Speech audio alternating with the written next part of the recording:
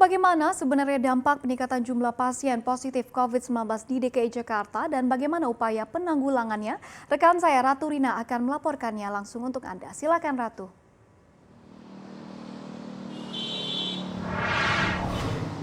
Ya, Monica, gugus tugas percepatan penanganan COVID-19 mencatat DKI Jakarta menjadi provinsi dengan kasus COVID-19 tertinggi dari 5 provinsi lainnya, di mana DKI Jakarta masih mencatatkan penambahan kasus COVID-19 terbanyak kedua dengan penambahan 268 kasus dan menembus angka 15.068 orang per 14 Juli 2020. Pekan lalu, Jakarta juga mencatatkan rekor tertinggi lonjakan kasus sebanyak 3 kali dengan angka tertinggi 404 kasus yang terjadi dalam sehari pada 12 Juli 2020. Peningkatan kasus ini membuat positivity rate Corona di DKI Jakarta ini meningkat tajam dari semula hanya 5%, kini menjadi 10%.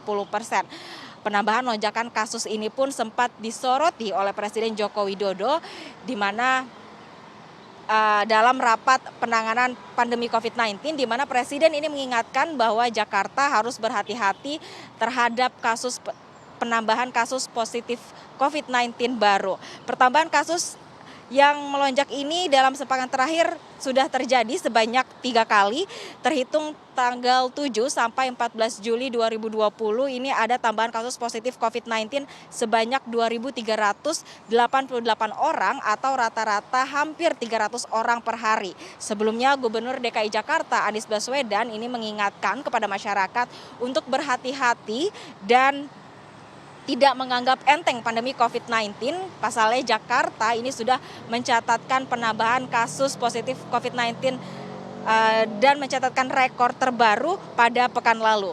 Dia menegaskan bahwa setiap kebijakan yang diambil ini harus mengutamakan keselamatan dan tidak menganggap enteng pandemi COVID-19. Jika penambahan yang tinggi ini terus berlangsung, menurut Gubernur DKI Jakarta Anies Baswedan bahwa tidak menutup kemungkinan Jakarta akan kembali ke masa pembatasan sosial berskala besar atau PSBB sebelum transisi. PSBB transisi sendiri ini sudah berjalan sejak 4 Juni 2020 lalu dan fase pertama sudah berakhir pada 2 Juli 2020 lalu. Dan Gubernur DKI Jakarta lantas memperpanjang PSBB transisi sebanyak 14 hari atau hingga 16 Juli 2020 mendatang. Ada titik-titik yang harus diwaspadai, diantaranya yaitu transportasi umum karena memang kerap sekali sulit untuk menerapkan jarak aman di transportasi umum. Kemudian di pasar karena sering kali terjadinya interaksi atau kontak jarak pendek dan hal ini membuat semuanya harus dipastikan disiplin.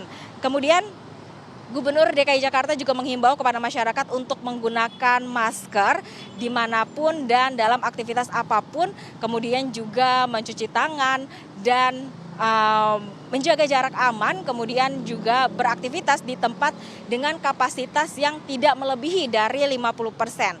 Adapun total kumulatif kasus positif COVID-19 di DKI Jakarta ini sudah menembus angka 14.797 orang, yang mana hal ini harus menjadi perhatian warga DKI Jakarta yang ini menjadi bukti bahwa virus corona ini masih aktif untuk menginfeksi warga DKI Jakarta. Kembali ke Anda, Monica. Ya, terima kasih Ratu atas waktu Anda.